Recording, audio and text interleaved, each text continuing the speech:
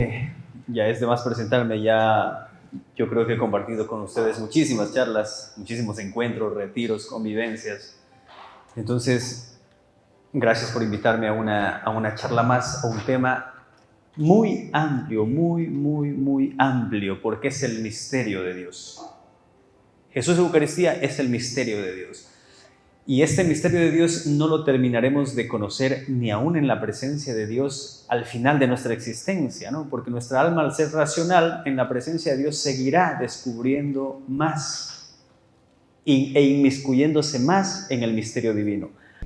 Ahora conoceremos un poco, lo suficiente como para poder amar al Señor y poder salvarnos. Entonces, se dicen muchas cosas, ¿no? Se dicen muchas cosas y yo creo que la mayoría son válidas, la mayoría de Jesús Eucaristía, pero yo quiero abordarla desde la Santa Misa, la presencia de Jesús en la Santa Misa. A ver, dice Jesús, donde hay dos o más en mi nombre, ahí estoy yo en medio de ellos. Tengan la certeza de que Jesús está aquí en medio de nosotros. La diferencia es que hay una presencia real por antonomasia. A ver, hay una presencia, todas las presencias de Jesús son reales, pero hay una que es sacramental, una presencia donde tú lo puedes ver visiblemente, donde tú estás cerca de Él. A veces decimos, Señor, pero hazte presente para que yo pueda creer en ti. Hombre, ándate a la misa y lo ves. Jesús que se hace presente, ese pan que deja de ser pan y ese vino que deja de ser vino se convierte en el cuerpo y la sangre del Señor. Las apariencias se mantienen, pero ha habido un cambio sustancial. Las apariencias del pan y el vino sí se mantienen, ¿no? Pero ha habido un cambio sustancial, ya no es lo que era. Ahora es el cuerpo y la sangre de Cristo. Abordar desde la presencia real en la Santa Eucaristía y la presencia real en el Santísimo, lo que nosotros conocemos el Santísimo, en el Santísimo, la capilla, Padre Pío se llama así. Ahí está el Santísimo, tú lo puedes ver, tú puedes estar con Él, tú puedes conversar con Él. ¿Y por qué se pide silencio? Porque el idioma favorito del Señor es el silencio. Tú, cuando lo ves, lo miras y Él te mira. Parto con esta historia que en los tiempos del santo cura de Ars, allá en Francia, en ese pueblito que se llama Ars, él cambió la historia de ese pueblo, ¿no? Santo cura de Ars cambió la historia de ese pueblo. Y en un momento, él pasaba todos los días, en cuanto me decía, desde las 2, 3 de la mañana, ya confesando de largo. 16, 18 horas confesando. Y él veía que un campesino llegaba todos los días. Solo se quedaba mirando y se iba. Y todos los días era lo mismo. Llegaba, miraba y se iba. Que un día el santo cura de Ars lo aborda y le dice, oye, pero solo veo que llegas, te sientas, lo miras y te vas. Sí, le dice, padre, yo lo miro y él me mira y eso es suficiente. Yo lo miro y él me mira. Entonces, cuando ustedes vayan a la capilla del Santísimo, pasa lo mismo. Tú lo miras y él te mira. Tú quizás no lo entiendas, pero él sí te entiende. Quizá tú no confíes, pero Él sí, confía en ti. Entonces, la presencia sacramental, esta de aquí es real, espiritual, pero no en la misma dimensión que la que está allá. La sacramental, dice el Papa Benedicto XVI, la presencia sacramental por antonomasia, donde tú lo puedes ver, donde tú puedes interactuar. Esa es la capacidad con la que Dios nos ha creado de ser interlocutores. Nosotros somos interlocutores. Él me habla, yo le hablo. Él me habla, yo le hablo. Entonces, desde la presencia real, sacramental en la Eucaristía. Entonces, ¿qué es la Eucaristía? Muchos dirán, pues es el misterio pascual, es la presencia del Señor. Sí, no están equivocados, pero la Eucaristía es lo más importante para mi vida, es lo más importante para nosotros. ¿Por qué? Porque sin Eucaristía no hay salvación. Puedo estar, y esto sin el ánimo que se decepcionen, ¿no? Pero yo puedo estar un mes enterito en el Santísimo, pero eso no equivale a una Eucaristía. Sí, tú vas, conversas con Él, le dices sus problemas, Él te consuela, te acompaña, pero eso no equivale a asistir a una Eucaristía. ¿Por qué? Porque en la Eucaristía el pueblo reunido, la asamblea reunida, que es el cuerpo de Cristo, se une a su cabeza, que es Cristo, y unidos en comunión íntima, te guía hacia la salvación. Es decir, sin Eucaristía, sin comunión, vamos a ser un poco radicales, no hay salvación. Entonces, yo digo, podemos ir todo el tiempo al Santísimo, sí, pero no equipara a una Eucaristía. Y por eso es que muchos dicen, no, yo voy al Santísimo, pero no voy a la misa. Voy el martes a la misa, pero voy todos los otros días al Santísimo. Hermano, estamos equivocados. ¿Por qué? Porque en principio el Señor dijo, tomen y coman. No dijo, vayan y estén conmigo en una capilla. Eso se fue poco a poco implementando con el fin de reservar la Eucaristía para los enfermos. Y después, ya en Francia, por ahí fue que se expuso por primera vez por pedido del rey Luis V, me parece. Y después en Uruguay, con los indígenas y los jesuitas. Los indígenas adoraban al sol y decían, ¿cómo un jesuita dice, ¿cómo hago que estos adoren al verdadero rey, al sol que nace de lo alto? Y ahí se le ocurre hacer una custodia en forma de sol para que los indígenas vean el sol, sí, pero con el sol que nace de lo alto en la mitad, en el centro, el principal, Jesús. Entonces, Jesús no quiso quedarse en un sagrario. Jesús quiso quedarse en tu corazón. Y eso lo voy a repetir siempre, lo repetirán siempre aquellos que predican bien de la Eucaristía. Entonces, Jesús no quiso quedarse en un sagrario, quiso quedarse en tu corazón, de estar en esa íntima comunión. Y para aquellos que no puedan tener esa comunión plena con el Señor en la Eucaristía, que no puedan comulgar, no por eso significa que no tienen que venir, al contrario, necesitan más. Necesitan más de la presencia de Dios para que el Señor tenga misericordia de cada uno de aquellos que no pueden estar en plena comunión. Ahora, cuando llegues a la presencia de Dios, diga, oye, Señor, no pude estar en plena comunión contigo, pero te fui a ver, estuve contigo en la Eucaristía, yo vi en la asamblea con mis hermanos, en el cuerpo, yo también estuve siendo parte de tu cuerpo, aunque me quedaba a un ladito, pero estuve siendo parte de tu cuerpo. Y el Señor tendrá misericordia de ti. Entonces, eso por un lado, lo más importante para nosotros, Jesús, Eucaristía, en la Eucaristía. Segundo, es el Dios encarnado. A ver, Jesús se ofrece directamente al Padre, voluntariamente al Padre, para encarnarse y salvarnos. Y al final de su vida dice, esto es mi cuerpo, esto es mi sangre, hagan esto en memoria mía. Les dijo a los apóstoles, pero también nos dice a cada uno de nosotros ahora. ¿Por qué? Porque la Eucaristía, la misa, no es un recuerdo, es un memorial en el sentido judío. Y en el sentido judío, memorial era la actualización de la alianza que hacía Yahvé con el pueblo de Israel. Y los apóstoles, ya más adelante lo veremos, los apóstoles son aquellos que renuevan o pactan, es el nuevo pacto que hacen con la sangre del verdadero Cordero de una vez y para siempre. Entonces, es el Dios encarnado que no se queda solamente en la crucifixión, sino que resucita para darnos la vida eterna. Tercero, la Eucaristía es prolongar a lo largo de la historia todo lo que Cristo ha hecho a lo largo de su vida, porque la vida de Cristo es la vida de Dios que lleva a su culmen máximo en la cruz. Llega a entregar, después de darles un mandato a los apóstoles de hacer esto hasta el final de los tiempos, hasta su segunda venida, Jesús se entrega y muere en la cruz. Un punto más, subir al altar es subir al Calvario. Entonces, muchos me han preguntado, ¿por qué? ¿Por qué no cualquiera puede subirse al altar? De hecho, yo tengo un dilema y una pesadilla todos los sábados porque hay muchísimos matrimonios aquí. Y los fotógrafos Quieren subirse a ponerse hasta atrás del Padre. Entonces yo tengo que decir, hey, bájate, no puedes. ¿Y por qué? Hombre, es el trono del Rey, de Jesús, y tú no puedes estar ahí. Tú no puedes estar ahí. ¿Por qué?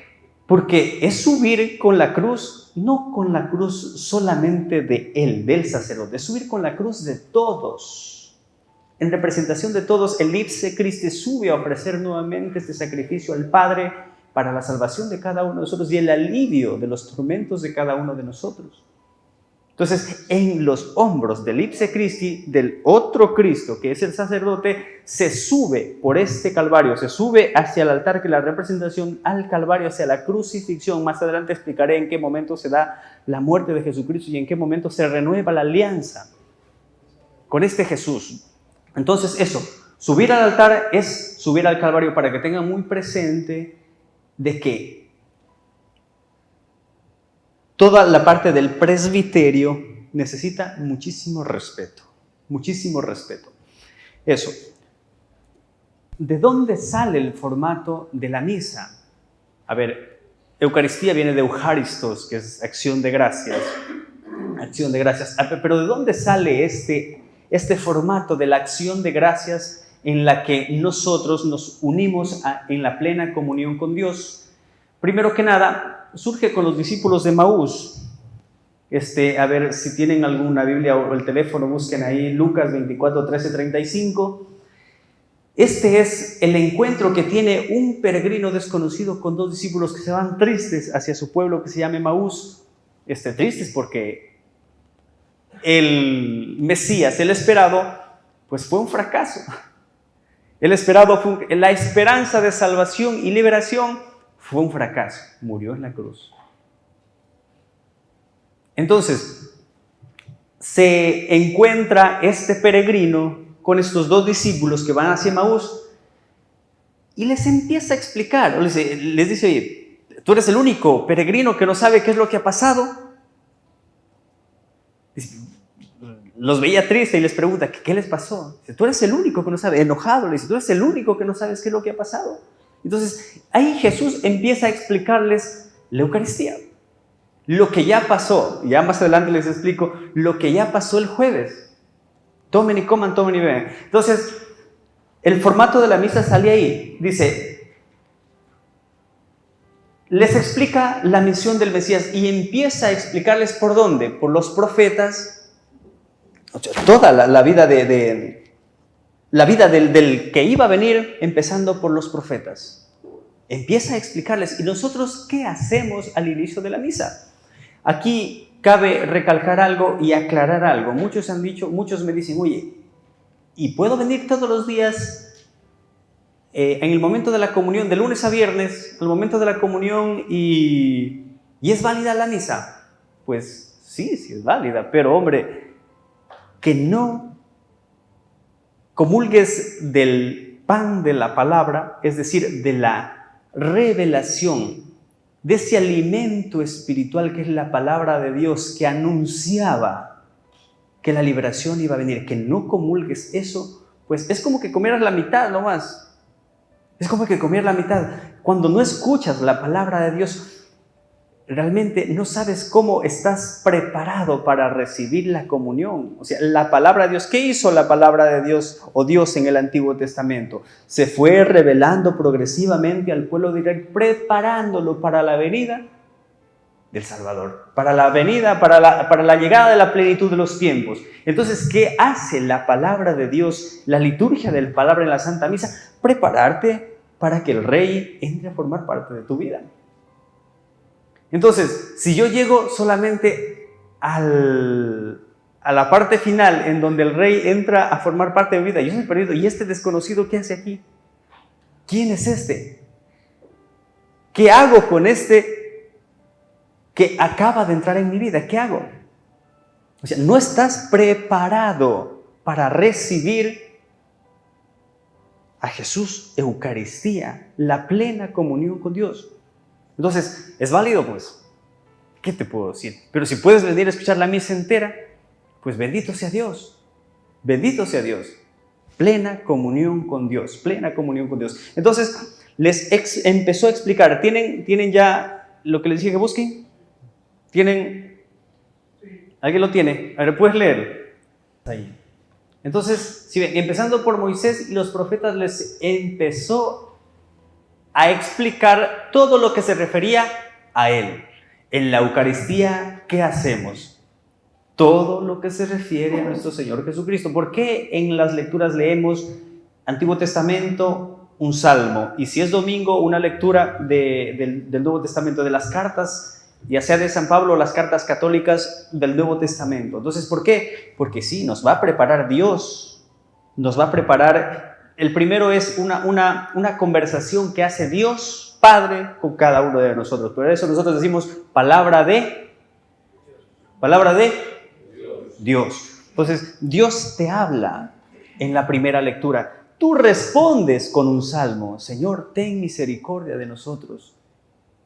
Y después dice, aleluya, vamos a dar gloria, aleluya, alabanzas a Dios porque el Rey se va a parar, el Maestro va a hablar. Y enseguida dice, lectura del Santo Evangelio, es decir, Jesús te va a hablar. Y por eso es que dice, todos se ponen de pie porque Jesús, el Maestro, va a hablar. Y al final decimos palabra del Señor. Porque yo le digo, sí, yo te creo, Señor, Maestro, tú hablaste. Y después es que el sacerdote te prepara con un sermón para explicarte lo que Jesús ha acabado de decir. Pero todo esto es para prepararte para la comunión. Todo esto, entonces, las lecturas te preparan para la comunión. Entonces, saltarte este pan de la palabra es inexplicable. No puedes saltarte.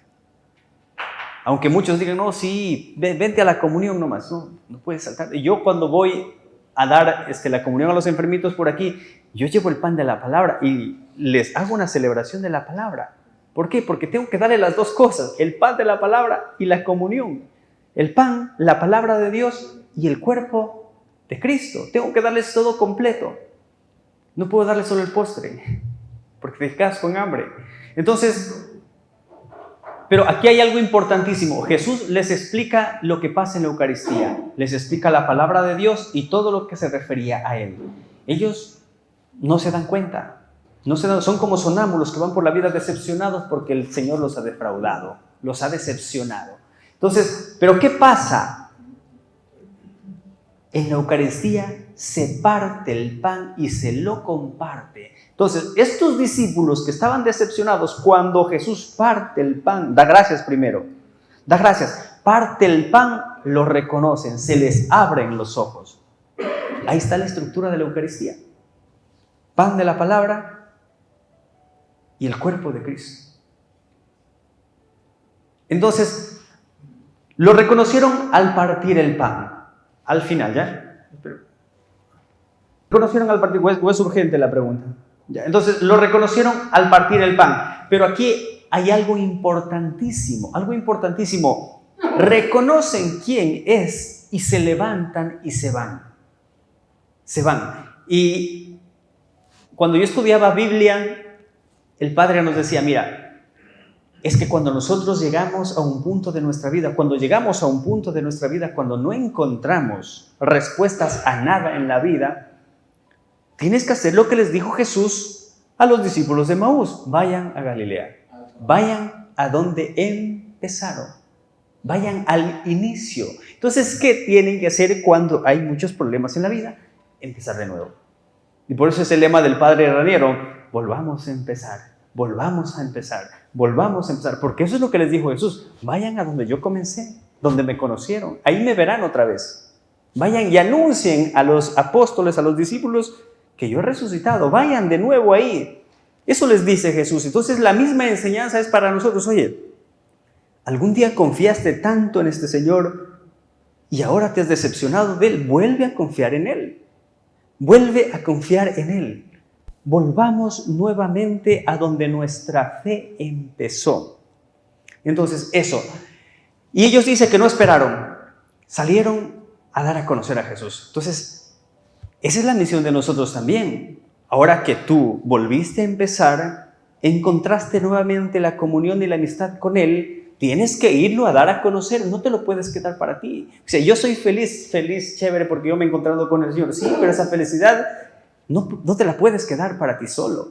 La tienes que salir a compartir. A muchos no les gustará, ¿no? Muchos te criticarán y te decepcionarás quizá, pero no tienes que hacerlo, porque es un mandato del Señor. Vayan al comienzo, vayan allá.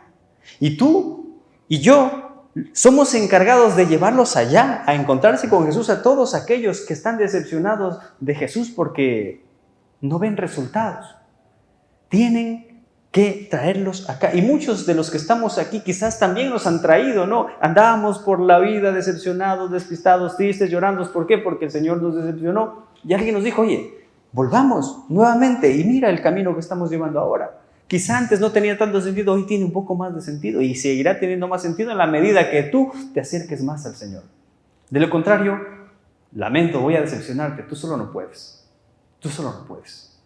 Tienes que volver a empezar en donde Jesús te quiere, donde lo conociste a Jesús. ¿Por qué recibimos la comunión? ¿Por qué recibimos a Jesús Eucaristía? No es suficiente solamente verlo, no es suficiente que esté aquí en medio de nosotros, no es suficiente, no. Porque Jesús no quiso quedarse, no fue el mandato de Jesús, bueno, yo voy a estar con ustedes, en medio de ustedes para toda la vida, así que no se preocupen que está pasando algo.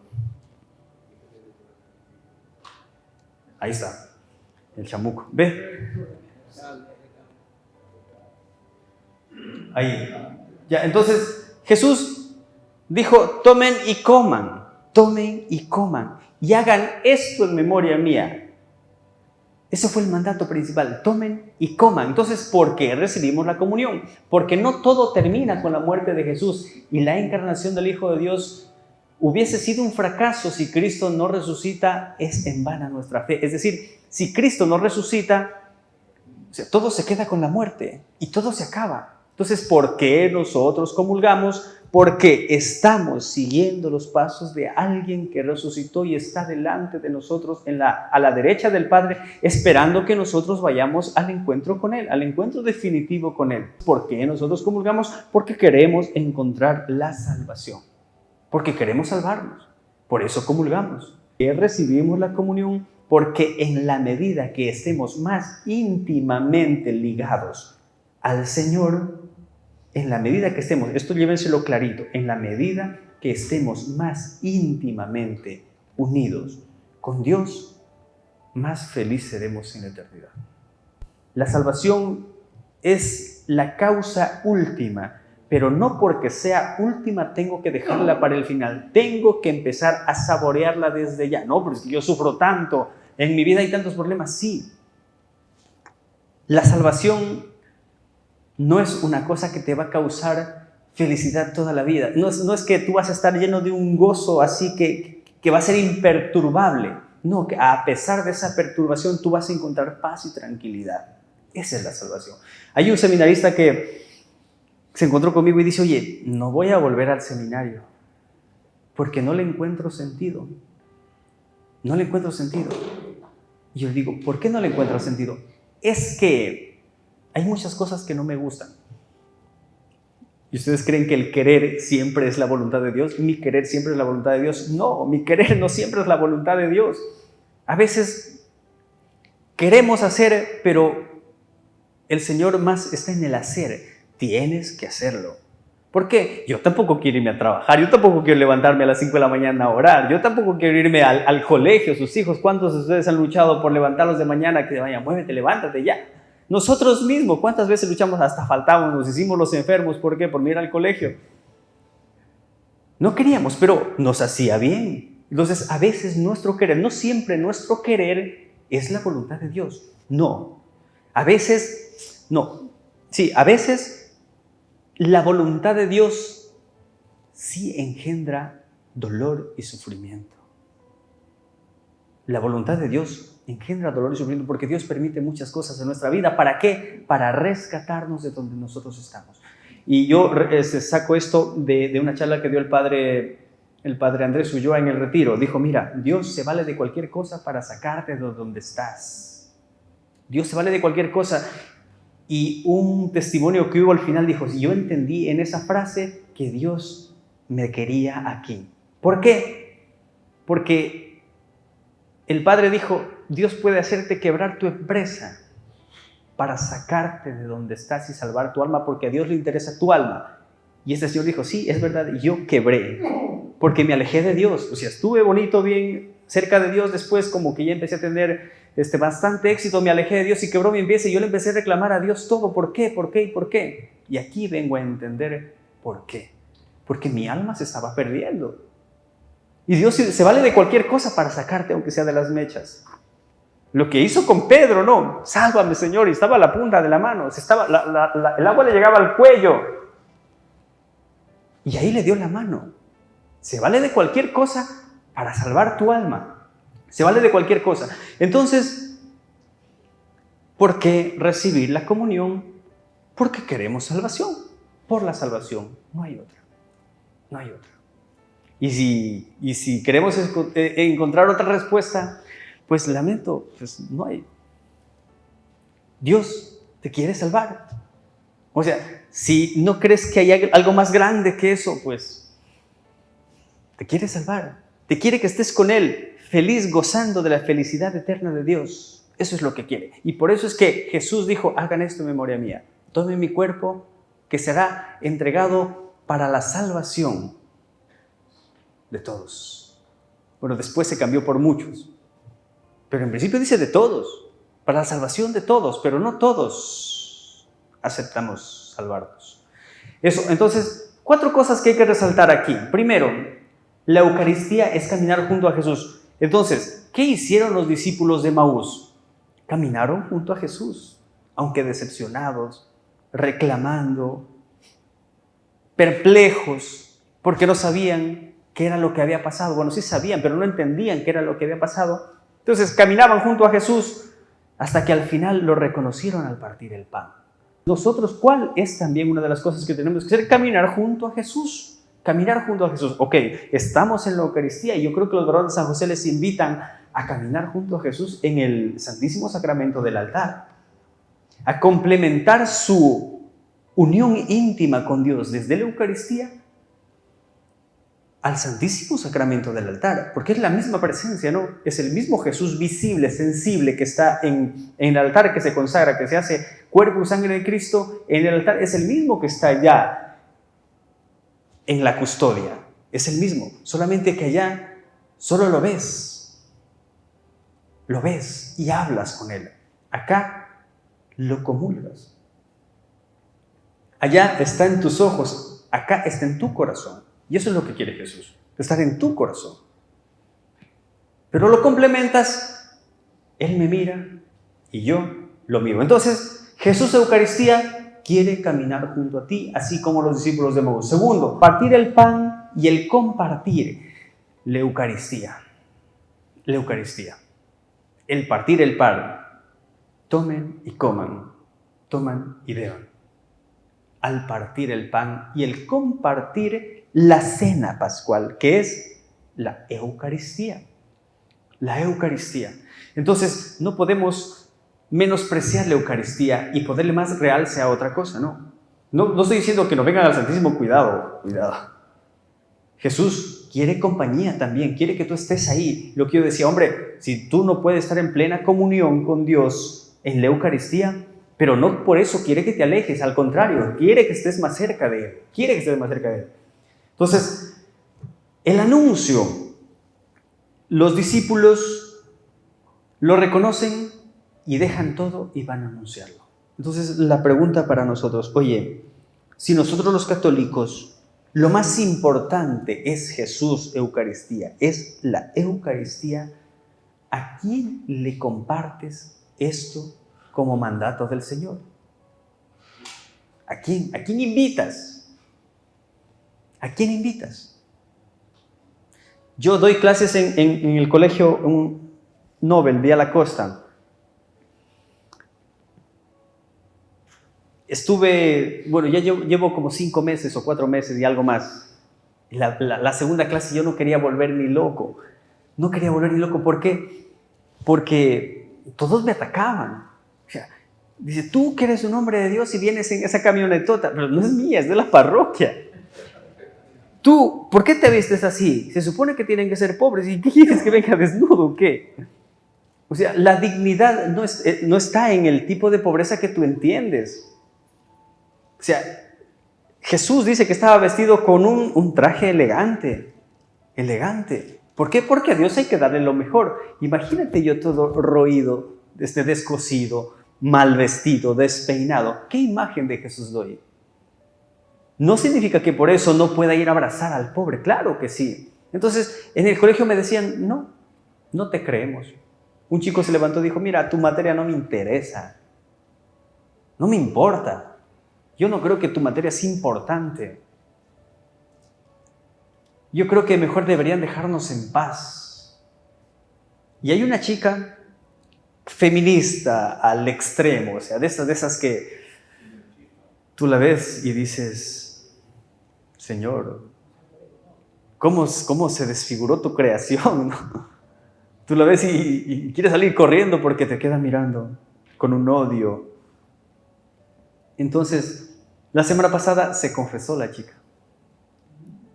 Esta feminista, abortista, animalista, ecologista, todas las ideologías reunidas en una sola, la semana pasada se confesó y yo me quedé sorprendido. Porque ella me dijo, mira, yo creo que tú tienes que dejarnos ser libre de creer en lo que nosotros querramos. Yo le digo, perdóname, aunque te resientas, no puedo aceptar tu opinión. Bueno, la respeto, pero no la acepto. ¿Por qué? Porque no podemos creer en cualquier cosa. Hay un Dios que te creó y eres un fruto del amor de ese Dios que es Padre, que es amor, que es comunión y es salvación. Entonces, poco a poco, yo les iba diciendo lo siguiente, miren, sean buenos, eso es gratis. Vayan a su casa, abracen a sus padres, díganles que los quieren mucho. Hagan el bien, den una moneda al mendigo de la esquina. Cuando les pidan algo, dénselo con mucho cariño. Y yo empecé a llevarles chocolates. A mí no me gustan los chocolates. Entonces a mí me regalan chocolates y yo los reunía y los iba llevando. Entonces, la visión que tenían de Dios, o la concepción, o la imagen que tenían de ese Dios castigador, les fue cambiando por la imagen de un Dios que los ama, que envió a su único Hijo para quedarse en el corazón de cada uno de nosotros para la salvación. Entonces, esta chica se confiesa. Otros chicos que les valía un comino en mi clase, ahora ya me van poco a poco prestando atención. Y vamos logrando que tengan la imagen de un padre que los ama. ¿Por qué? Porque, imagínate, tuvo un hijo que lo amaba tanto por la eternidad y ni siquiera lo perdonó a él con el fin de salvarnos a nosotros. Lo dejó llegar hasta la cruz, hasta la muerte de cruz. Imagínate, ¿tú permitirías que tu hijo muera por causa de unos desgraciados? No lo permitirías porque lo amas. Pero a Dios no le importó eso. A Dios no le importó eso. No le importó dejar que su hijo llegue a la muerte por amor a unos que no lo merecían. Nosotros no lo merecíamos. De hecho, ni lo merecemos todavía. Pero Dios, que es amor eterno, lo hizo. Lo hizo en su Hijo. Pero lo contaba esto por el anuncio. ¿Qué estamos anunciando a nosotros? ¿Qué estamos anunciando? ¿Estamos peleando, discutiendo? No, al revés. Hay que amar, hay que evangelizar. Pero en la caminada, lo que hacía San Francisco de Asís, vamos a evangelizar, pero si es necesario, hablemos. Eso decía San Francisco de Asís. Esa sí la saben, esa historia, ¿verdad? ¿No la saben? Pues dice que San Francisco les dijo a sus discípulos, vamos a evangelizar. Se fueron y se dieron la vuelta por el pueblo y regresaron a la casa. Y los discípulos dicen, pero maestro, no evangelizamos. ¿Cómo que no evangelizamos? Nuestra presencia es la evangelización. Solamente si es necesario hay que hablar. Lo dijo San Francisco de Asís, uno de los santos más queridos. Para mí es uno de los más queridos, porque realmente entendieron el Evangelio. Realmente. Cuarto punto, reconocer que Él es nuestro Dios. En el Antiguo Testamento reconocían que Yahvé, la presencia en el pueblo, la tienda del encuentro, ahí estaba la presencia de Dios y nosotros éramos el pueblo. Entonces, en el Antiguo Testamento reconocían que Yahvé es Dios, pero en el Nuevo Testamento reconocemos que Jesús es la salvación que se nos reveló progresivamente en la historia de la salvación hasta llegar a la plenitud de los tiempos. Jesús es la salvación. Entonces, aquí hay algo. ¿Jesús quiso celebrar la misma Pascua judía? En realidad no. Jesús no quiso celebrar la misma Pascua judía. Lo que Jesús empezó a celebrar, sí, la Pascua judía, pero él tenía claro de que ya no se iba a celebrar, ya no iba a celebrarse el sacrificio de animales y derramar la sangre para hacer una renovación de la alianza de Dios y el pueblo.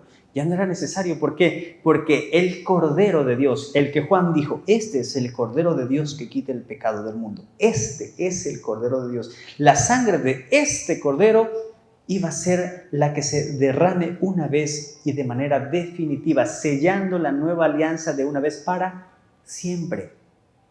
De una vez para siempre. Entonces, ¿Jesús quería celebrar la misma Pascua judía? En realidad, no. Empezó celebrando como los judíos, sí, pero no era la intención de Jesús celebrar lo mismo, porque si no, siguiéramos sacrificando animales. Y más adelante, bueno, a ver, voy a explicar un poquito. La misa que Jesús celebró no terminó el jueves, va a continuar el domingo de la resurrección para que tenga sentido la celebración. Es decir, que ¿quién celebra la primera Eucaristía? Jesús. Jesús celebra la primera Eucaristía el jueves, previo a la aprehensión. Entonces, un poco antes dice que Jesús endureció su rostro y con firme determinación se dirigió hacia Israel, teniendo claridad de que iba a morir. Pero dice las Escrituras, endureció su rostro y partió con firme determinación hacia Israel, sabiendo que se le acercaba la muerte. Y después los manda a sus discípulos a preparar un lugar donde iba a celebrar la Pascua con ellos. Y cuando se encuentra Jesús con ellos, dice, ¿cuánto he deseado celebrar esta Pascua? Entonces, comer esta última comida con ustedes. Jesús celebra y deja el mandato. Pero esta primera misa que Jesús celebra, queda sin la bendición. Cronológicamente la misa quedó sin la bendición porque Él era el Cordero de Dios. Queda sin la bendición. Él era el Cordero, el que iba a ser sacrificado. De hecho, eso que quedará para otra charla, en la Pascua judía, la cuarta copa, hay 4 copas que se bebían en la Pascua judía, la cuarta copa Jesús no la bebe, porque Él era la cuarta copa. Él era. Entonces, eso que quedará para otra charla, me invitarán otro día. Pero hoy quiero pasarme un poco. Entonces, en el Antiguo Testamento Dios renovaba la alianza con los profetas. En el Nuevo Testamento los apóstoles representaban el nuevo pueblo, lo que ya les venía explicando un poco. En el Antiguo Testamento, ¿qué hacía Dios? Renovaba con los profetas la alianza y les pedía unas ciertas condiciones. Una de ellas era que sacrifiquen animales y la sangre que sea aspergiada en el pueblo como signo de la renovación de la alianza. Pero cuando llega Jesús, la sangre del Cordero se derrama de una vez para siempre. ¿Y quiénes son los que sellan ese pacto?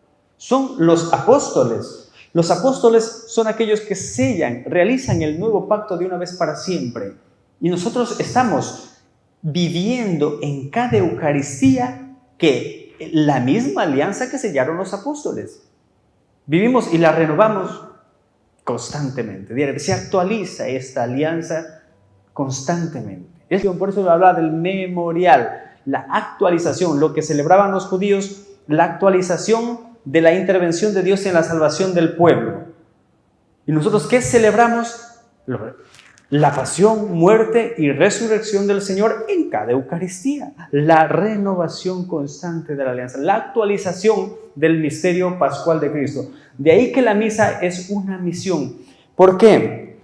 ¿Por qué la misa es una misión? Porque ite misa es. la misa ha terminado, pueden ir en paz, pero no significa que la misa ha terminado, significa que la misa ha comenzado.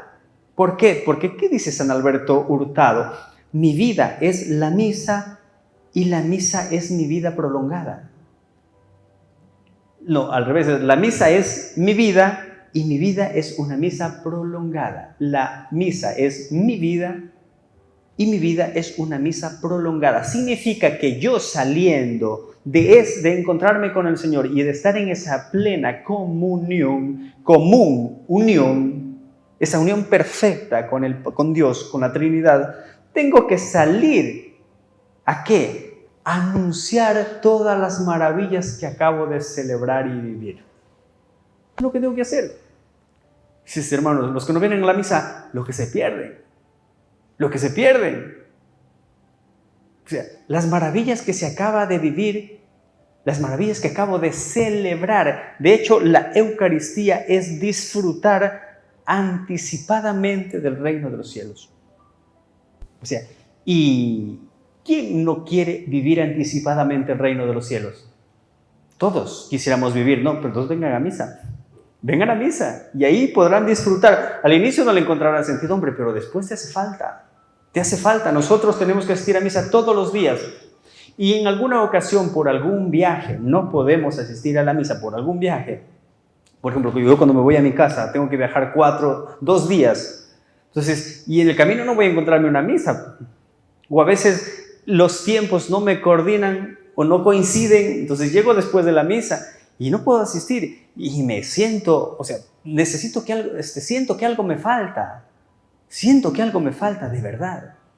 Entonces, ¿por qué? Porque he aprendido a disfrutar de las maravillas que Dios me entrega en cada Eucaristía. Y eso es Jesús. La maravilla de poder disfrutar de Jesús. A ver, las partes de la misa, eso yo creo que la saben muy bien. La misa tiene, realmente la ordenación general del misal romano dice son 2 partes. Pero como complemento hay 2 más, los ritos de iniciación, la liturgia de la palabra, la liturgia eucarística y los ritos conclusivos. ¿Qué se celebra en la liturgia de la palabra? Lo que ya les he explicado. En la liturgia de la Eucaristía, ¿qué celebramos en la liturgia de la Eucaristía? Empezamos con el ofertorio. ¿Qué ofrecemos? Bueno, normalmente dice, tienes que ofrecerte tú con todos los dones del cuerpo y la sangre, del pan y el vino, es para que se conviertan en el cuerpo y la sangre. Son los ofrecimientos, sí, pero aquí hay algo más que quizás se nos está pasando por alto. ¿Qué es lo que tienes que ofrecer? Tienes que ofrecer tus miserias, porque esas miserias en la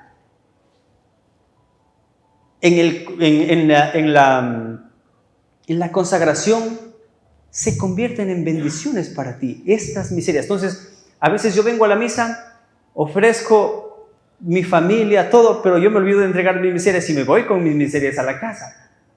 Entonces, Jesús, ¿para qué vino? Para salvar a la humanidad, para el perdón de todos los pecados que tú habías cometido. Sí. Entonces, en la Eucaristía, Jesús, Eucaristía, ¿qué es lo que también quiere? Que te ofrezcas tú, pero que le ofrezcas todo aquello que estás llevando de más. Que te alivies, que te alivianes. Y por eso es que cuando los que venimos a la Eucaristía encontramos sentido de lo que vivimos ahí, es porque no nos vamos con lo mismo que traímos. No nos vamos con lo mismo. Señor, hoy te ofrezco este problema que tuve en mi trabajo. ¿Por qué? Porque Jesús, tú lo vas a transformar en bendiciones. Tú vas a transformar todo aquello que me hace daño en todo aquello que me hace bien. Entonces, no se olviden que también tienen que entregar sus miserias. A ver, me voy a pasar un poco más. La consagración representa la muerte de Cristo. ¿Por qué? Porque la sangre significa muerte. La sangre significa muerte. Entonces, en el Antiguo Testamento se decía que el alma estaba en la sangre y cuando te sangrabas se iba el alma. Entonces, los testigos de Jehová todavía siguen creyendo esto. Pero vamos a esto de que en la consagración el vino que se convierte en la sangre de Jesucristo, en ese momento se está viviendo la muerte de Jesús. Es el paso del jueves hacia el viernes. El viernes es la muerte de Jesucristo. Entonces estamos viviendo el Viernes Santo en la consagración. El Viernes Santo. Entonces, y en la paz En la paz se actualiza la resurrección, se fracciona el pan y se pone un trozo en el cáliz, representa que somos uno con Cristo. Es decir, que, ¿por qué? Si han visto que en el Cordero de Dios, el Padre fracciona el pan, coge un pedacito, hace una cruz y lo mete en el cáliz, ¿se han dado cuenta? Entonces, ¿por qué se empezó esto? Es porque, a ver, en los siglos 2 o 3, en las persecuciones, entonces, los panes no eran esos chiquitos que nosotros ahora los tenemos, eran unos grandotes así, inmensos. Entonces, ¿qué hacía el celebrante? Claro, lo partía, lo fraccionaba y empezaba a hacer muchísimos pedacitos, y uno de ellos lo ponía en el cáliz. ¿Para qué? Para que sepan que de ese mismo pan que iba a ser llevado a aquellos que estaban en cautiverio o aquellos que no podían asistir a la comunión por la persecución, estén participando de ese mismo cuerpo de Cristo. Ese era el sentido por el cual se empezó a hacer esto. Entonces, cuando el sacerdote pone ese trocito de pan, está significando lo mismo, de que todos nos hemos hecho uno con Cristo. Todos somos uno con Él, con Cristo. Y por eso es que el que no tiene la plena comunión con Dios siempre está en pecado. Entonces, por eso no hay plena comunión. Y todos aquellos que pueden comulgar y entrar en plena comunión con Dios están siendo uno con Él hasta que pequen. Y por eso todo aquel que consuma o comulgue en pecado mortal se está comiendo su propia condenación. Su propia condenación. Y por eso es que es mejor estar preparado, confesado, para poder estar en esta íntima comunión con Dios. Y la comunión es salvación. Entonces, queridos hermanos, aquí viene la otra parte, la de la adoración eucarística. Primero, vengan a la misa. Vengan a la misa. No se pierdan de disfrutar anticipadamente el reino de los cielos. No se pierdan. No se pierdan de eso. Y además, después de esto, podemos pasar a disfrutar de la compañía de Jesús. De la compañía. Él me ve, tú me ves. Él me ve, tú me ves. Y créanme que en acompañar a Jesús es un mérito ante la presencia de Dios al final de nuestros días. ¿Por qué? Porque ¿quiénes acompañaban a Jesús hasta subir al Calvario? Unas mujeres y un discípulo amado, y por eso es que es el amado, porque lo acompañó durante toda su vida, hasta en la cruz. Entonces, ¿qué es lo que quiere Jesús de nosotros? Es que seamos también esos discípulos amados, que lo acompañamos en todo momento a Jesús. Que no sea solamente Juan, sino que cuando lleguemos a la presencia de Dios diga, wow, mi discípulo amado está conmigo. ¿Por qué? Porque siempre estuvo conmigo en compañía, siempre. Entonces, ahora viene esta parte. Resulta que en estas 24 horas del día también hay un calvario. Hay un calvario que subir al que no todos estuvieron dispuestos a subir. ¿Cuál es el calvario que toca vivir? La madrugada. Qué difícil es subir, Señor, contigo a la cruz, porque me van a matar también. ¿Por qué los otros apóstoles se fueron corriendo? Porque tenían miedo. ¿Y cuál fue el que llegó hasta el pie de la cruz con la Madre y otras Marías? El discípulo amado. Entonces, ¿qué es lo que quiere el Señor de nosotros? Que todos seamos esos discípulos amados que venimos a la madrugada, aunque sea. Qué difícil, ¿no? Pero quiere que estemos ahí al pie de la cruz. ¿Por qué? Porque ahí el Señor nos verá con benevolencia. No significa que no me verá con benevolencia si no vengo, ¿no? Pero es el discípulo amado. Yo creo que el discípulo amado estará más cerca de Dios que los otros apóstoles, porque así es la dinámica del cielo, ¿no? Así es la dinámica del cielo. No todos llegaremos a estar ahí con el Señor, ¿no? Unos estarán desde atrás, desde la general viéndolo. Otros estarán en Black Box, Golden Box, en no sé qué más box hay. Pero estarán unos ahí, wow, Señor, wow, viéndolo ahí, disfrutando de esa belleza eterna. Y otros estarán en la punta del estadio, ahí estarán salvados, sí, pero no podrán disfrutar de la misma manera que están disfrutando los que están adelante. No todos serán esos discípulos amados que están sentados en primera fila contemplando la belleza. Entonces, yo sí quiero estar en primera fila. Yo sí quiero estar ahí, así que yo los animo a ustedes a que vengan, estén en compañía de Él, vayan allá, encuéntrense en comunión plena con Dios, guarden a Jesús en su corazón y después pasen a acompañarlo. Y verán cómo el Señor transformará en bendiciones todas tus peticiones. Hermanos, me tengo que ir, así que ha sido un gusto compartir con ustedes esta pequeña charla. Pues de verdad, esto es muy amplio este tema, pues, y yo, si me pongo a hablar unas 3 horas aquí, porque siempre hablo muchísimo, pero me tengo que ir, así que nada, en otra ocasión podré seguir con esta charla, y siempre es un gusto conversar y charlar con ustedes, de verdad, siempre es una alegría infinita. Y bueno, pues no sé si algo más